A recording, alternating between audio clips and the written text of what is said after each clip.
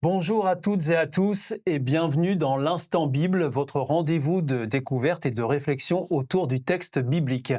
Aujourd'hui, nous abordons un sujet qui nous touche tous, ou presque, le bonheur et l'hédonisme. Concrètement, est-ce que la recherche des plaisirs suffit à rendre heureux? Quelle est la perspective biblique sur cette question?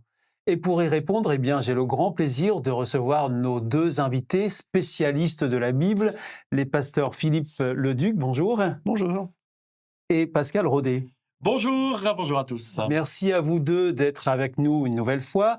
Nous allons donc passer ensemble une quinzaine de minutes à explorer ce que la Bible nous dit sur le bonheur et la place du plaisir dans nos vies. Restez avec nous, c'est tout de suite dans l'Instant Bible.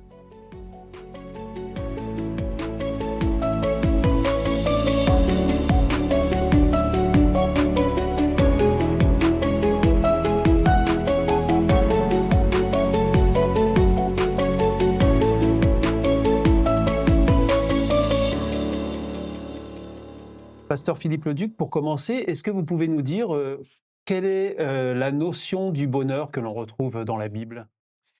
Alors, il y a une trentaine de passages différents, de versets différents, donc j'en ai choisi un pour caractériser cela. Beaucoup de textes commencent par le terme heureux ou béni, qui signifie la même chose. C'est tout en lien avec le bonheur. J'ai choisi le texte du psaume 34, verset 9, où il est dit: Goûtez et voyez comme le Seigneur est bon, il est heureux celui qui s'abrite en lui. C'est-à-dire que la notion de bonheur, une des notions du bonheur développées dans la Bible, c'est le fait d'être abrité, d'être protégé par le Seigneur, par Dieu lui-même. C'est cette proximité avec Dieu qui fait le bonheur. Et à contrario, plus je m'éloigne de lui, et plus je suis soumis plutôt aux forces adverses, donc le malheur. Et quand vous dites une trentaine de fois, ça veut dire que c'est beaucoup ou c'est peu ou... Alors, comparé à l'ensemble des versets, c'est pas Oui, beaucoup, oui. mais il y a de la richesse dans ces versets. Ah. C'est-à-dire que souvent, on a tendance à dire que le bonheur serait, ou prendre du plaisir, serait contre la volonté de Dieu. Or non, le Seigneur nous a créés pour le bien, pour le bonheur et pas pour le malheur. Heu, c'est complètement anti-biblique que de dire cela. Donc, en effet, ces textes bénis ou heureux, souvent derrière, on a heureux celui qui écoute la parole, qui la met en pratique, par exemple. Heureux celui qui s'approche de Dieu, qui trouve en lui son refuge, qui trouve en lui aussi du réconfort. Voilà, ça c'est le synonyme du bonheur selon la Bible. Donc c'est un thème récurrent malgré tout dans la Oui, Bible. oui. Pasteur Pascal Rodet, souvent bonheur et plaisir sont associés et on peut rechercher le bonheur dans toutes sortes de plaisirs. Est-ce que c'était déjà le cas un peu dans la Bible, quand on parcourt les pages de ce peuple d'Israël, de cette histoire-là? Il y a quelques passages en effet où on trouve, véritablement cette même idée, ce même souhait, de la part des personnages de la Bible. Il y en a un particulièrement qui a eu accès à cela, hein, c'est Salomon. On entend souvent le roi Salomon comme étant celui qui, a été, le sage, le roi le plus sage, mais le roi le plus riche aussi, puisqu'il a accumulé d'énormes richesses, il a eu pas mal de possibilités, de plaisirs, des grands palais, pas mal de femmes aussi, donc les plaisirs étaient assez importants. Or, il a écrit plusieurs textes qui, je pense, sont aussi, de sa part, une réflexion très forte en disant: «Bon, OK, le matériel, le bonheur, la joie, s'amuser avec, des tas de biens et cetera, ça fait pas tout, hein». C'est ce qu'on peut lire un des exemples de la Bible et dans les textes qu'il a écrits dans Ecclésiaste chapitre 2, verset 1. Je me suis dit: «Viens, goûte au plaisir de la vie, découvre le bonheur, et voilà, cela non plus n'a pas de sens». C'est en fin de compte sa finalité. C'est que oui, oui, oui, il y en a dans la Bible qui ont fait cette expérience, accumuler, faire, découvrir la joie, découvrir les bons petits moments, bons petits plats, bons petits plaisirs, bons petites richesses. Ben non, à l'arrivée, ça n'a pas de sens non plus. Donc, conclusion, ça n'aide pas à avoir le véritable bonheur. Alors, pasteur Philippe Leduc, est-ce que ça veut dire que si la Bible met le doigt sur le fait que les plaisirs de la vie quotidienne ne sont pas forcément souhaitables ou c'est pas forcément vers ça qu'il faut absolument aller. Est-ce que ça veut dire que Dieu est contre le plaisir? Non, mais dans tout ce qu'a cité mon collègue, c'était des plaisirs qu'on pourrait dire terrestres. Il n'y a aucune notion de divin dans ce qu'il a dit. Donc, c'est vrai qu'on peut atteindre une certaine forme de plaisir, de bonheur, mais si on n'a pas cette dimension spirituelle, il nous manque quelque chose. C'est dans ce sens-là? Voilà, il manquait quelque chose. Heu, Souvent ceux qui ont beaucoup, on a l'exemple de beaucoup des milliardaires qui sont pas forcément heureux ou qui vont même se suicider. Pourtant, on dit aussi que l'argent fait le bonheur. Oui, mais pas un bonheur, plein. Parce que quand on creuse un petit peu la surface, on s'aperçoit que derrière les problèmes, ils les ont toujours. C'est des problèmes qui sont peut-être pas les mêmes que celui qui n'a pas d'argent ou peu d'argent. C'est d'autres types de problèmes, notamment par exemple la solitude, c'est-à-dire où le fait qu'on a l'impression que les gens nous aiment que parce qu'on a des choses. Donc l'amitié est biaisée quelque part et on dit souvent que c'est dans le malheur qu'on connaît ses vrais amis. Et voilà, ces personnes-là, quand ils ont OK, ils ont l'argent, mais ils le disent eux-mêmes, hein, D'ailleurs, c'est pas l'argent ça n'a pas qui suffi. fait le bonheur, c'est l'argent ne fait pas le bonheur. Et certains rajoutent, mais ils contribuent. Contribue, mais ça fait pas tout, ça Mmh. fait pas tout. Et on a en contre-exemple des gens qui sont plutôt pauvres, mais qui ressentent pas de besoin d'aller au-delà, quoi, qui se contentent de cela, qui sont très heureux comme ça et qui veulent surtout pas changer de statut. Ils se sentent bien tels qu'ils sont. Il y a une image très intéressante d'ailleurs dans notre société à ce niveau-là, c'est que il y a en effet des gens qui sont à la recherche du bonheur égal argent. Et donc, avec la loterie, ils s'imaginent qu'en gagnant beaucoup d'argent, ils vont avoir le bonheur absolu. Et il y a une forte majorité de ceux qui ont les gros lots, où à un moment donné, il y a cet espace de stress, d'abandon, parce qu'il y a des tas de gens autour de soi pour avoir l'argent. Qu'est-ce qu'on fait de ça? Comment? Et en fin de compte, il y en a certains, d'ailleurs, c'est une rencontre que j'ai eue dernièrement avec un gars qui a gagné à la loterie. Il avait donné de l'argent à ses enfants, dont un s'est acheté une voiture et a fini sur un accidenté et mort. Il y a un moment donné, oui, quelque part, on dit l'argent, l'argent, mais non, il y a un souci. Il y a un souci. J'ai un texte biblique qui va dans ce sens-là, dans Oui, 1 pasteur Timothée Philippe 6, Leduc.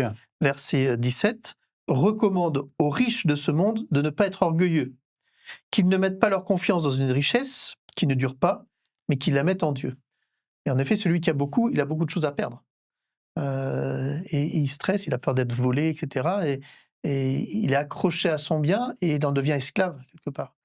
Et donc, la recommandation, c'est attention face à l'orgueil aussi, parce que celui qui a beaucoup, il se dit: regardez, comme j'ai beaucoup, Mmh. c'est grâce à moi, grâce à mes choses. Donc, ça, c'est l'orgueil qui est menaçant. Alors que la confiance qu'ils doivent mettre, c'est en Dieu, qui lui, Dieu ne faillit pas. Tandis que l'argent, du jour au lendemain, il peut disparaître. Ici, c'est l'Instant Bible et nous sommes pour cette émission avec les pasteurs Leduc et Rodet pour parler de bonheur. Et d'ailleurs, si nous voulons rentrer dans les choses un peu plus concrètes, pasteur Pascal Rodet, comment la perspective biblique du bonheur et du plaisir nous amène à repenser notre vie de tous les jours? Elle est dirigée principalement par un personnage de la Bible qui est constant, qui est présent, c'est Dieu. Et toute la divinité qu'il y a autour.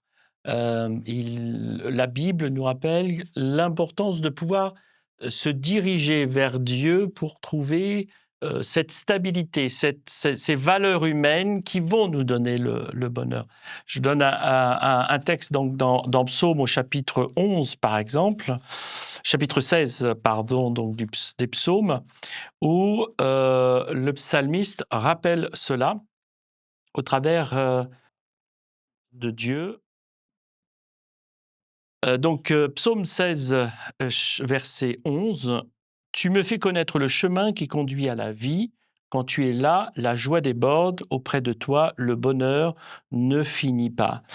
Et là, c'est la fin du psaume, c'est la fin du texte, du poème que l'auteur a écrit, David. et il met en avant le chemin de vie dirigé par Dieu, devant ce divin. Et je pense que ça, c'est un des atouts importants qu'il faut intégrer dans la vie de tous les jours. C'est Dieu qui nous permet d'avoir cet équilibre de vie qui débouche sur un bonheur, l'équilibre de vie saine, c'est-à-dire pas absent de matérialiste, mais pas non plus basé que sur du matérialisme. Alors, pasteur Philippe Leduc, parfois la recherche du plaisir prend le pas sur tout et ça finit même par devenir un problème, voire parfois une addiction. Est-ce que la Bible donne des clés pour éviter de tomber dans ces excès-là? La Bible nous parle de la notion de maîtrise de soi. C'est-à-dire que tout ce qui nous domine, là où on perd les pédales parce qu'on n'arrive plus à maîtriser la chose, c'est là que ça devient dangereux. Donc la Bible nous recommande d'être maître de nous. Et on nous dit que cette maîtrise de soi, c'est le fruit, c'est-à-dire c'est le travail du Saint-Esprit qui fait cela. Et parce que souvent, quand on se laisse aller, il y a un mot qui est très joli, c'est la tempérance. C'est-à-dire celui qui n'est pas tempérant, il va aller dans les excès. Et c'est là, en effet, que ça dérape, parce qu'en effet, même si une chose peut être bonne au départ, si on va jusqu'au bout du processus, ça devient malsain. Un aliment, par exemple, il peut être bon pour nous, mais à une dose raisonnable. Si on ne mange que d'un seul aliment, cet aliment qui était plutôt bon au départ devient nuisible. Donc c'est la sagesse, hein, ça paraît comme ça très, très naturel, très cohérent de dire cela. Mais pourtant, parfois, on peut se surprendre à être excessif. Excessif dans la volonté de rechercher un bonheur peut-être trop rapide, Trop voilà, passager, voilà, trop trop fugace? passager. Et à un moment donné, ce bonheur-là qu'on prenait au départ, il perd un petit peu du goût parce que l'excès fait que, on n'a plus ce même bonheur au départ. Donc c'est une notion de bonheur qui est très, très délicate parce qu'il faut qu'il y ait un équilibre là-dedans.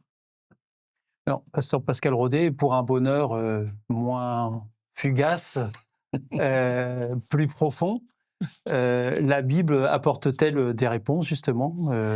Alors, en moins fugace et plus profond, il y a des réponses de la Bible, bien sûr, mais il y a une nécessité de vouloir y rentrer aussi. C'est pas comme se dire, voilà, je vais lire la Bible et ça y est, tout va rentrer dans l'ordre. Non, il y a une nécessité à comprendre que pour rentrer dans ce bonheur, dans cette relation, c'est aussi un choix personnel que je fais en étant en relation avec Dieu. Et c'est au travers de cette volonté de ma part de rencontrer le divin que ma vie va chaque jour trouver un équilibre, une raison d'être, un sens et donc quelque part un bonheur. Si je reprends simplement dans l'évangile de Jean, on retrouve un Jésus qui rappelle cela au travers de cette relation qu'il veut avoir avec ses enfants, la fameuse image du berger et de la brebis, mais qui me paraît être très important dans ce domaine, où on découvre donc au Jean chapitre 10 et au verset 10, moi, je suis venu pour que les gens aient la vie et pour que cette vie soit abondante. Donc, c'est vrai, et véritablement, encore une fois, dans ce texte, Jésus qui dit venez à moi, je vais vous apporter cet élément de vie, cet équilibre. Et il suffit après, au travers de cette relation avec Jésus, et c'est ça que je trouve extraordinaire quand on l'étudie, quand on la découvre, qu'on a véritablement quelqu'un qui est soucieux de comprendre ce qu'est un équilibre de vie dans la relation avec les autres, dans la relation avec Dieu, dans la relation avec moi-même. Et ça, c'est au travers de cette parole qu'il nous a laissée. Pasteur Philippe Leduc, Pascal Rodet, merci beaucoup de vos éclairages et de votre participation à cette émission. En résumé, la Bible ne condamne pas le plaisir, mais elle souligne que le bonheur véritable se trouve au-delà de la seule satisfaction de nos désirs. Il s'agit d'une voie plus profonde, liée à une relation vivante avec Dieu, à l'humilité et aussi à la modération. Si vous souhaitez en savoir plus ou découvrir vous-même ce que dit la Bible à ce sujet, eh bien sachez que notre partenaire Hope Bible vous propose d'obtenir une Bible gratuitement. Pour l'obtenir, c'est très simple, il vous suffit de la demander aux coordonnées qui suivront. Vous pourrez ainsi approfondir par vous-même ce sujet et bien d'autres. Merci à vous de nous avoir suivis, c'était l'Instant Bible. Je vous donne rendez-vous très bientôt pour une nouvelle émission. Messieurs, au revoir et à très vite. Au revoir à tous.